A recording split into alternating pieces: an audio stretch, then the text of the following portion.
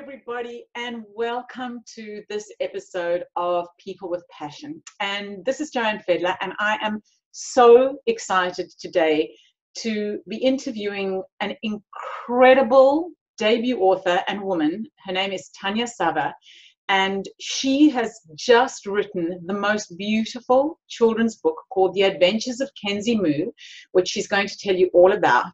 And today we've got the opportunity to talk to her about the inspiration behind this beautiful book, which I'm so thrilled to say is launching the children's imprint of Giant Fedler Media called Little Wings Books. When I first saw this book and I looked at the amazing illustrations and the story that was inside this book, I just knew that I had to start a children's imprint, a children's book imprint, because I just wanted so much to be aligned with this beautiful project. So today we are very, very lucky to have Tanya with us as we launch this beautiful new book into the world. So Tanya, thank you so much for being here today and taking the time to talk with us about your beautiful new book. Thank you so much, Jo. I'm so grateful. So Tanya, I'll just tell the readers a little bit about you, and then I'm going to hand over to you for you to tell us about the inspiration behind this beautiful children's book, which honestly, every time I read it, it just, my heart, it feels like my heart is just like bursting every time I read that book, which is really the sign of a children's book that is truly special, because people often think that writing a children's book is easy, but I actually think writing children's books is probably one of the hardest things to get right in the world. It's just really, really difficult. So we're going to talk to you about that, because it's not like you'd had any experience doing this before. This was your first attempt at writing a children's book, and oh my goodness, you completely and utterly nailed it. And I just feel I have such big hopes for this book. So Tanya is the mother of a beautiful young girl by the name of Mackenzie. Mackenzie was born blind, and Tanya, who is a single mother, took her daughter around Queensland, Australia in a little caravan, and she took her away to experience the sights of Australia. And at the end of it, she wrote this beautiful little book about their travels. So, Tanya, I'd love to ask you, just to kick off, what actually led you to this decision to take Mackenzie, go off in this little caravan and take her to see all this, the sights of Queensland that you did? What was the inspiration behind that very brave and courageous move? It was a little bit brave. I became a single parent with Mackenzie when she was 1, and so her father lives in New Zealand, and so I'm definitely on my own in that respect in terms of supporting and providing Mackenzie with everything that she needs. And I've got an amazing family here in Sydney that have supported that journey as well. Mackenzie's needs are really complex. Aside from her blindness, she has no hormone gland in her brain that gives her all of her hormones, so she's medicated to keep her alive.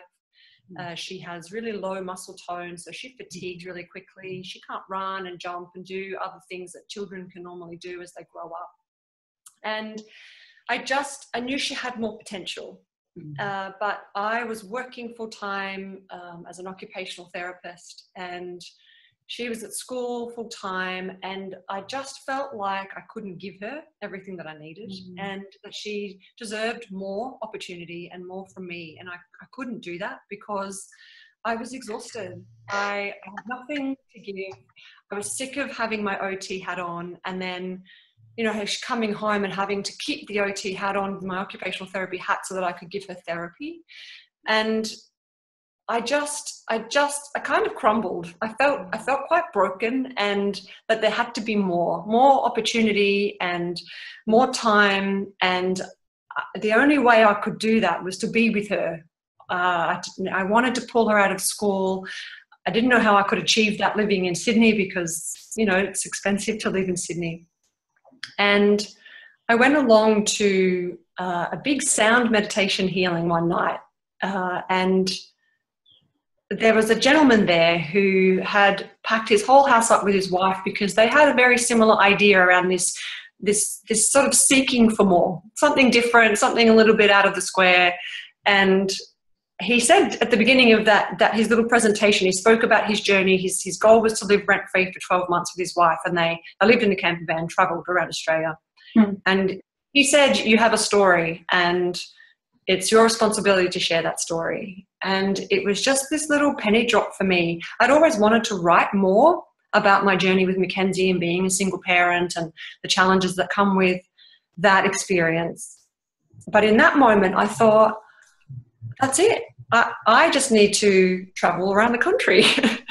And it just became this vision and this dream that I would do that. And within 12 months, I had packed up my life and hit the road, because I just felt like that was the answer to me needing more time, supporting her to reach some more developmental milestones. I mean, she couldn't dress herself at 7.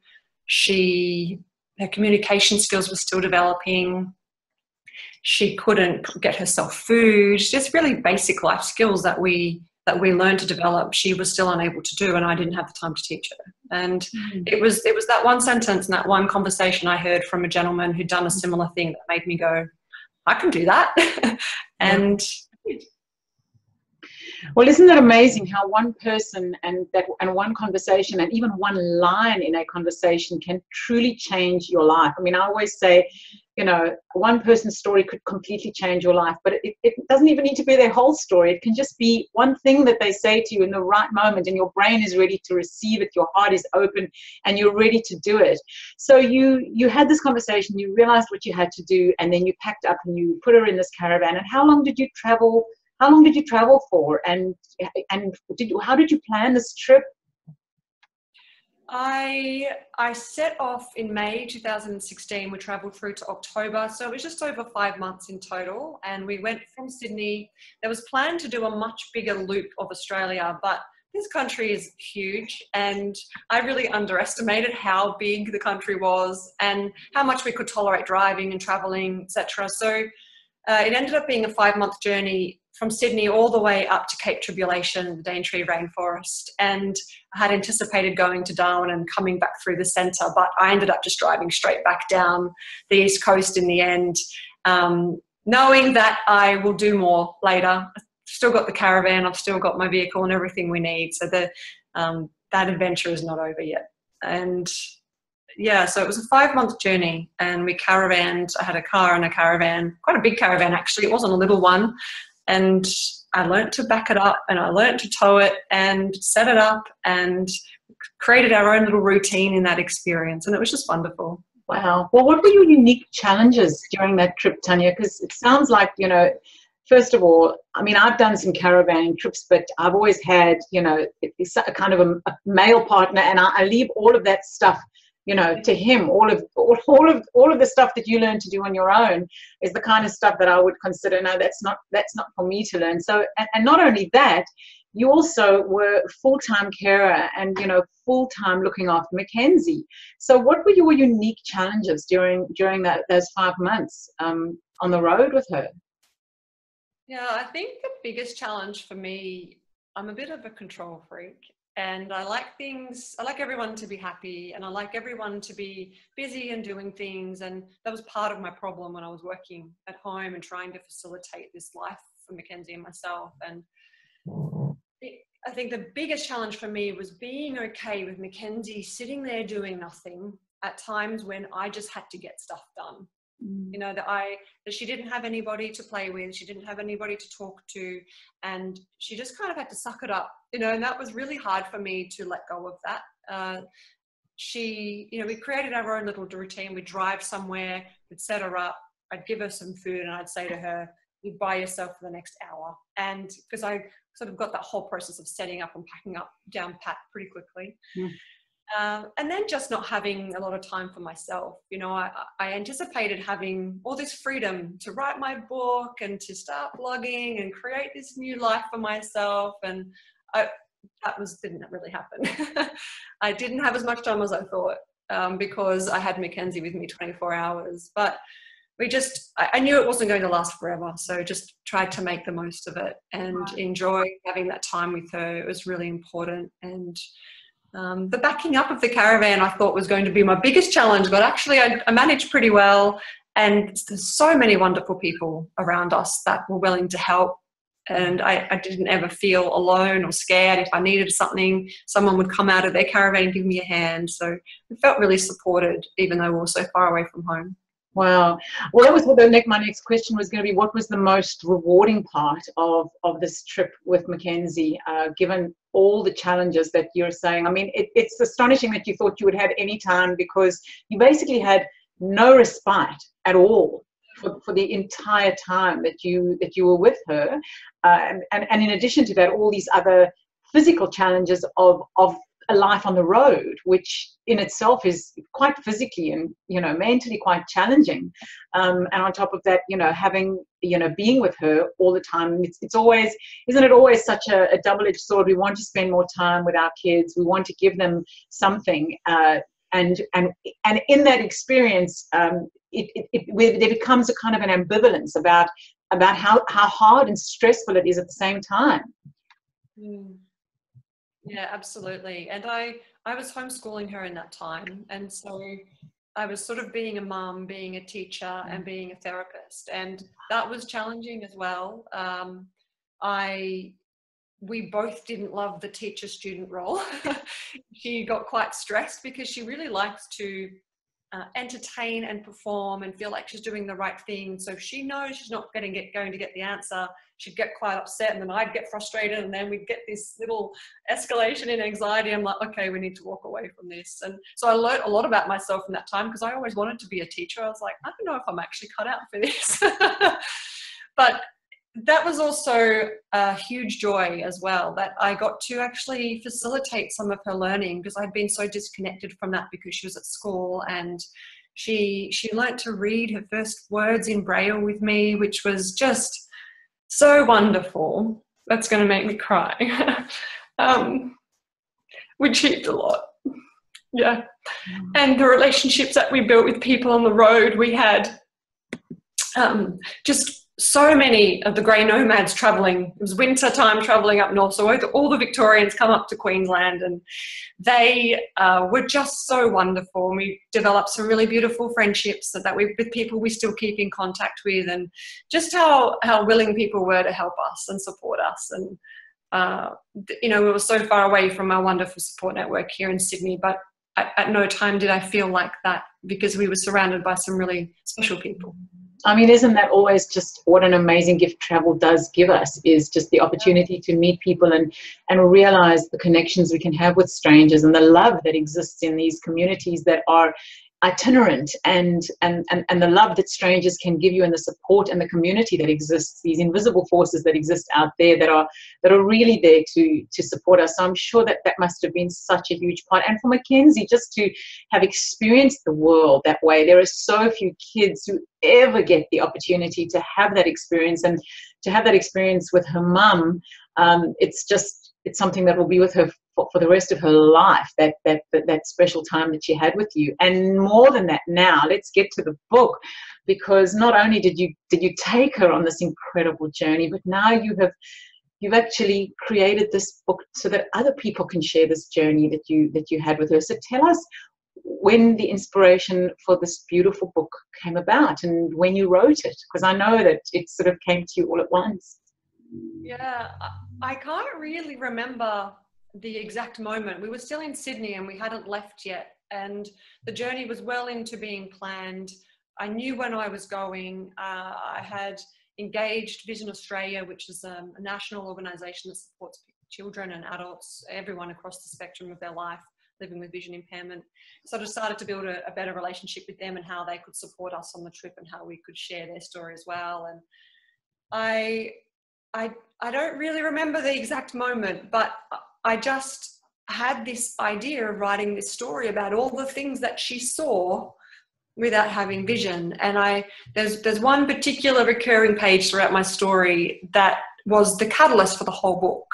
And it was all about her seeing. I saw this, I saw this, I saw this. And of course she sees nothing. She is completely blind. And so I had bought a really beautiful little leather-bound journal, and while we were traveling and all the wonderful experiences that we had, I was sort of documenting her experience and the things that she said and what we did and the words that she used to describe her experience. And then the story just organically came together. We were so fortunate. We actually had some really wonderful experiences that were gifted to us because we were just this random little duo traveling. We was just always the synchronicity of life, falling into the right moments with the right people at the right time. And she had some really wonderful experiences, and it just made the story even better because there was so much to talk about.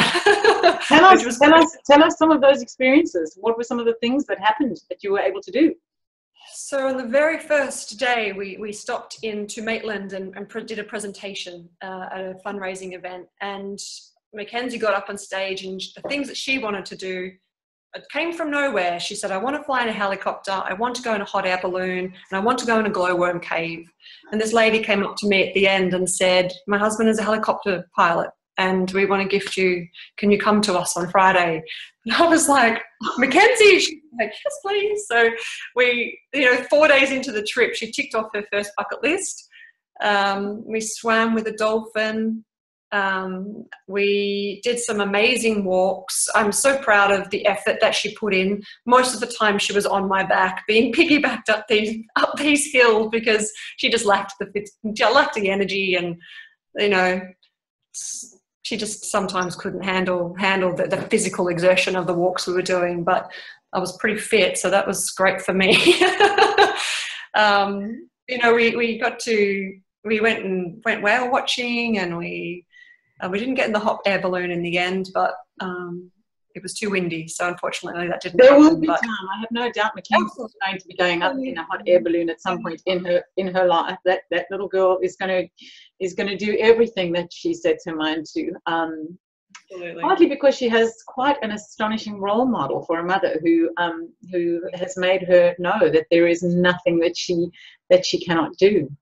And so, Tanya, when did you write the book? Because the book, it's not just a documentation of this journey. It's just so beautifully written. It's got this beautiful rhyming to it. It's got this beautiful cadence to it. It's almost like a song. So I just want to know, as somebody who, how did that come to you? And did it take you long to write it? This is quite an interesting story because I had such a clear vision for my story. I knew exactly how it was going to start, what this really key moment in the book would be, what I wanted the illustrations to be. I already had a very clear idea of how I wanted that to unfold. And we were in Townsville quite towards the end of our journey, and I had a message from a girlfriend who said, I've just seen this competition. It's for a writing competition. You should enter it. Have you written your book yet? And I hadn't. And I had to get my manuscript entered into this competition in 48 hours based in Sydney. And so I thought to myself, if you're going to enter this, you need to write the story. And I got Mackenzie to bed, and I sat down at 10 o'clock at night, and I stayed up until 3 o'clock in the morning, and I wrote the entire story. And I really feel like it was just the synchronicity of the whole experience. And I was in such a state of well-being and happiness and spiritually connected to the land and to Mackenzie. And I felt like I was really on purpose. And I wrote the story, and I woke up at 6 a.m. and I edited it and I read it again, and I just went, okay, I'm going to send this off. And so Mackenzie and I did this little ritual where I read her the story, and we packed it all up and printed it at the caravan park and express posted to Sydney. I didn't hear anything back from that competition, but the story was written. And so when I came back home, I left it for several months. And when I came back home, I sat down and looked at it again, and it's changed quite a lot since then. There's still times I go into it and I want to change things. I'm like, no, it's written now. Leave it. So quite unusual that it would get written in such a short amount of time. But I just had this vision to enter this competition, and I did. And I put the book out. I put the story out into the world, and we said a little prayer for it when we sent it off into the mailbox. And And now 2 years later, we're about to launch my story. It's just, it's such, you know, all these stories behind the story is really, I really get that feeling from the story. It's so rich. You just get the sense of your life, Mackenzie's life, this journey, and the whole way in which the story came about. It does, there is something very on purpose about it. And I definitely get the feeling like this is a book that has such a clear vision. You had such a clear vision, and it's so interesting that we use that word, given that Mackenzie has no actual vision. But this book feels to me like there is such a clear vision and such a clear purpose that you have for it. Even, you know, how the illustrator that you chose and the illustrations that you've got for this book are just so incredibly beautiful. And so my question to you is, what is your vision for this beautiful book? Like, if you could have it do anything in the world, what would that be? My biggest hope for the story is that it reaches as many children as it's destined to reach, whether that's 5 or 5,000, I don't know.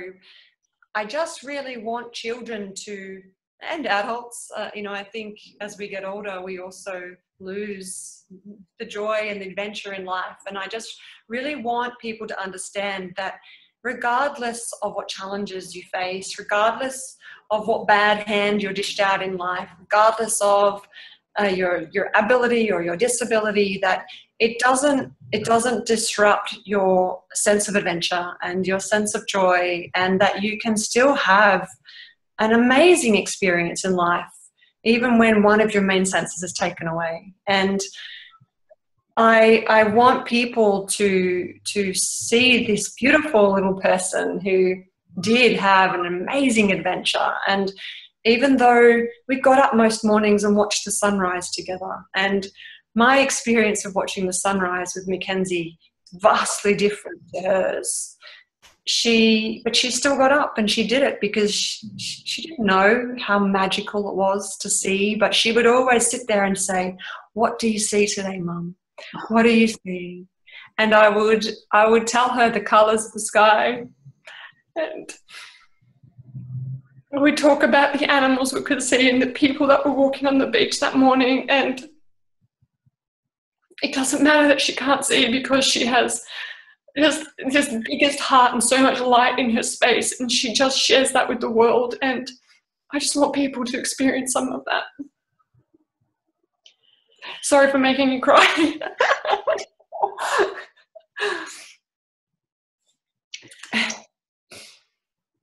You've definitely, the book will definitely land exactly the way that you are hoping it will. It does. Every time I read it, it gives me such an appreciation for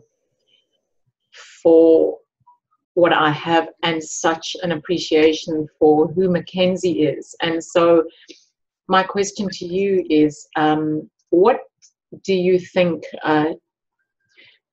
children with special needs like Mackenzie has, what do they have to teach us? What do they have to teach us? Because this book really is, you know, about Mackenzie teaching us something that we need to know. I think the thing that Mackenzie instills in everybody she meets is this sense of appreciation for what we have, and just she instills perspective. I've received so many messages from friends, you know, over the years. I might have posted a video of Mackenzie doing something silly like she often does, or something wonderful, or a goal that she'd achieved, and I would get a message from a friend saying, "I was having a really bad day, and then I watched Mackenzie's video and I remembered that everything's okay." And every time I've received those messages, I just think, how lucky am I that I have this little human being who's just living life in happiness. She's just the happiest little human, and joyful, so cheeky and wonderful, and she brings this sense of perspective to adults, because, you know, life's not that bad, and I have my vision, and so do you. And you know, that if she can carry on and live this beautiful life, despite the challenges that she has, and her blindness is just one of many challenges, that everything's okay. Everything's okay. And life is beautiful. And really, what have we got to worry about? Yeah. Well, I have no doubt that this book is going to inspire many, many, many people, Tanya. But then there is the amazing reality of the fact that you are the sole carer, the sole parent. Well, you are, you know, a single mother of a child who has special needs. And so my question to you is, what do mothers or parents of children with special needs, what do they need? What do they need? And how is this book going to help us to support parents with who have children with special needs? Because that's the other side of it. I mean, I read this book and my heart just, you know, just glows. And then there's the other part of me, the mother in me, that sees the person who you know, when you tell me you literally carried her up these, you know, on these walks and these hikes, I mean, that's the other story inside here, is your story. This is about Mackenzie's adventures, but there's also you, the mother, the one who describes to her what you're seeing, the one who's taken her to these places, the one who's given her this life and this perspective.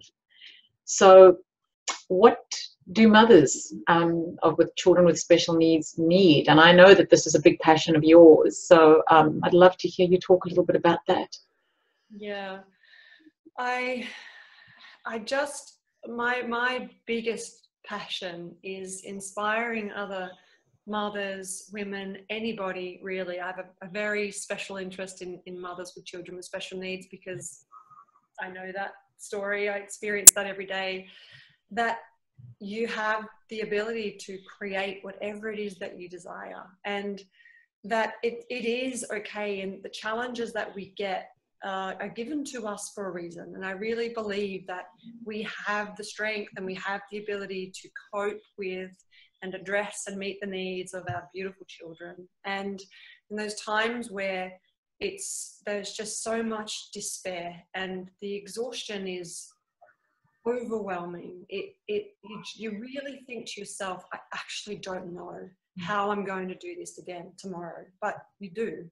You just get up and you do it because you have to, and our children rely on us. And I want people to see, you know, I'm not this, I'm just a girl with a child, and I have a passion for writing, and I want to feel happiness. You know, that's the ultimate goal for any human being, is to feel joy and without suffering. And unfortunately we suffer more potentially than some, and that's just part of the process. And regardless of that, we can see the light in the darkness, that, you know, we can find joy and we can create it for ourselves, and that our experience might look different to somebody else's, but that's okay. Maybe our experience is better than theirs. You know, everything I do now is because of Mackenzie. Everything, my whole business, my current, my career choices, my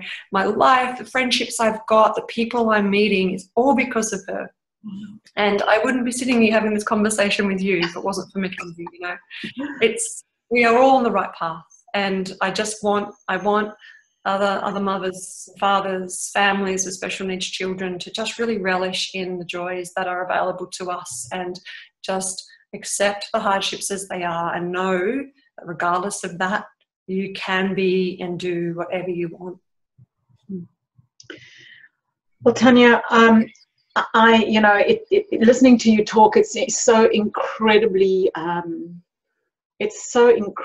humbling just to listen to you speak about your beautiful child and the gifts that you see in her, when, you know, so many people find so many reasons to be unhappy about whatever lives they've been dealt. And we seem to live in a culture where we really struggle to just find that basic sense of, you know, joy and contentment that, you know, seems to infuse everything that you do.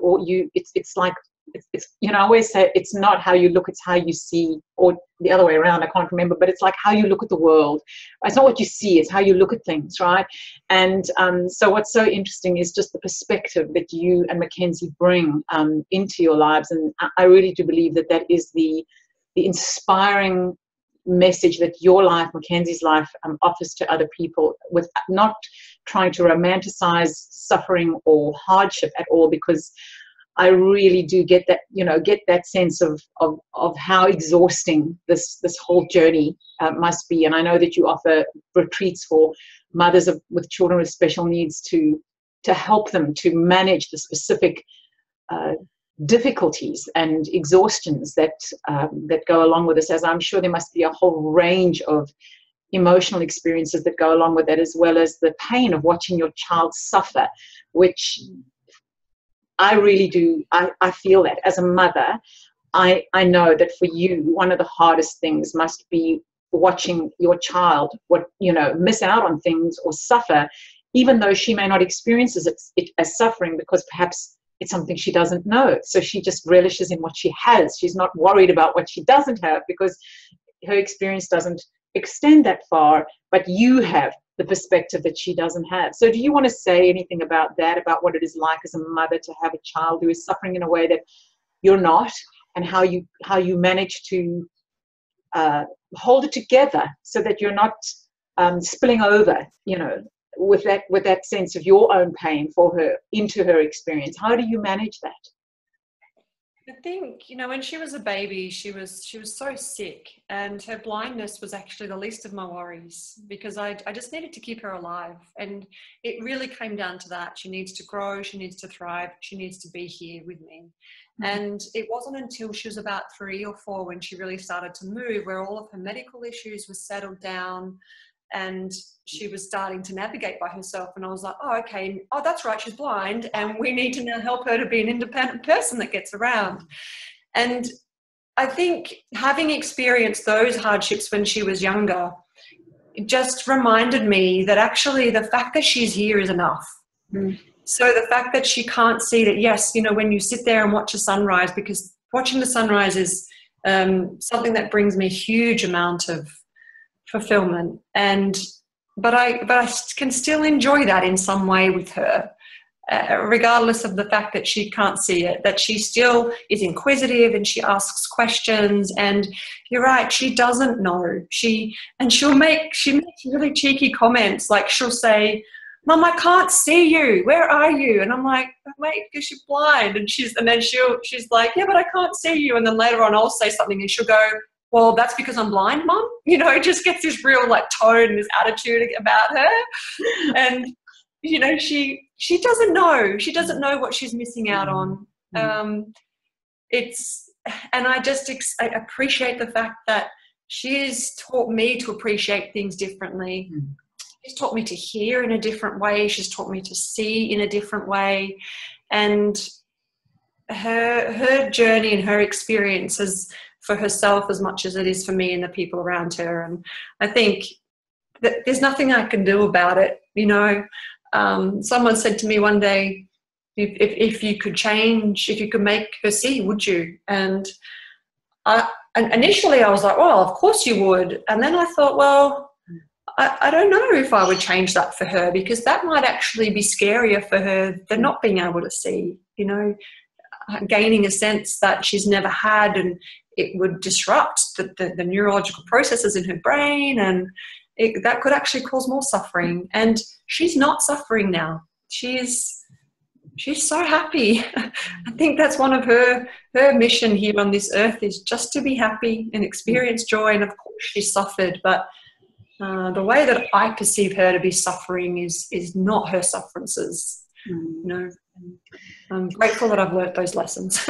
It's astonishing. It takes a lot of us many years, maybe many lifetimes, to work out where that divide is. And we're just so lucky that you have this beautiful child, that you've shared her with us in this beautiful story. And I know that you are also not only a single mum with a child with special needs, offering retreats to other mothers with children with special needs, but you're also writing a memoir.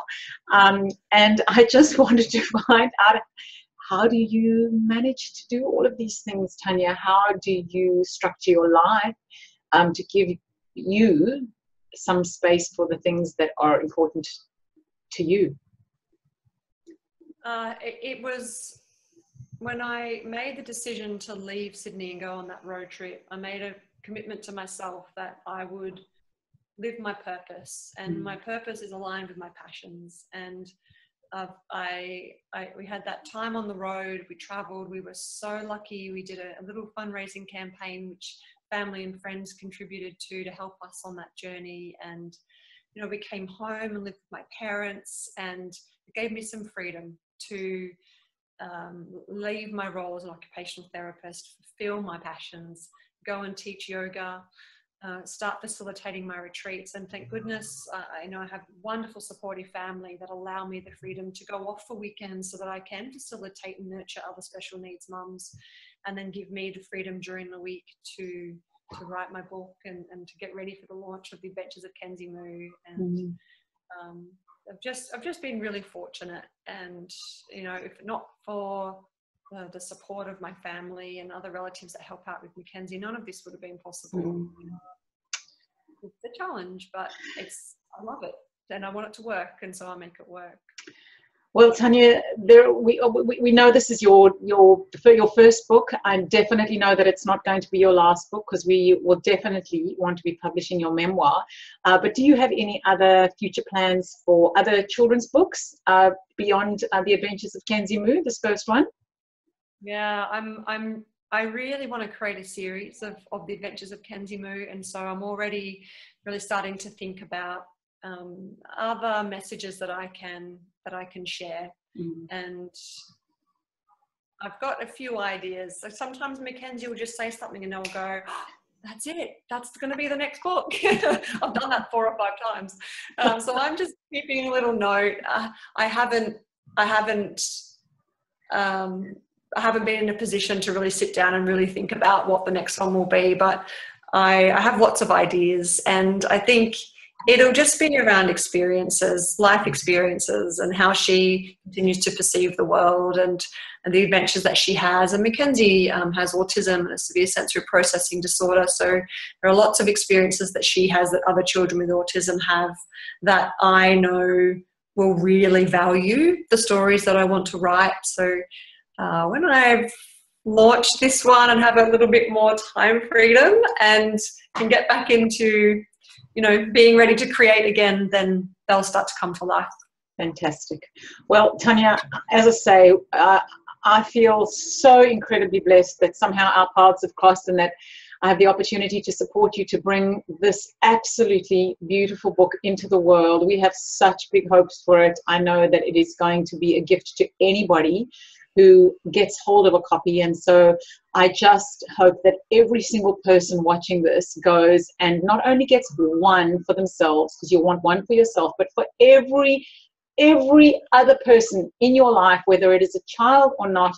This beautiful book is going to be the most wonderful gift of perspective and joy in their lives. I have a whole shelf of books, of children's books, because to me they're just like visual poems. They're just so beautifully illustrated. They're always just such beautiful reminders of how to be joyous in the world. I mean, that's for me what a beautiful children's book is all about. And this book just hits every single note. So we hope that this book is going to land in so many children's laps, and we look forward to all the other books that you're going to bring out together with Mackenzie, as well as your own, Tanya, because you have so much to share with us, and I so look forward to supporting you as you grow into, you know, a world famous author in all spheres. And so anybody who would like to get hold of Tanya as a speaker at this school or at any event, please just reach out to our team, admin@joannefedler.com, and we will put you in touch with Tanya, who will come and tell you a little bit more about how she lives her life, and inspire you the way that she is going to be inspiring so many readers through this beautiful book that she's created. So Tanya, thank you so much for chatting to us today, and we know that this book is going to be a massive success and a joy to anybody who gets their hands on it. Thank you so much, Jo. I'm so grateful. You've been an absolute godsend to me. And like you said, just so fortunate that our paths crossed, and really, really, really excited. I can't wait to have this book in my hands. Me too. Not long now. Not long now, any day now. But when people are watching this video, the book is going to be out in the world. So anybody who's watching this little video, all you have to do is go and order yourself a couple of copies of this little book to give away as gifts. Trust me, it's going to be the best gift you've ever given to somebody in a long while. So Tanya, thank you so much again, and we look forward to seeing lots more from you in the future. Thank you, Joanne. Really appreciate it.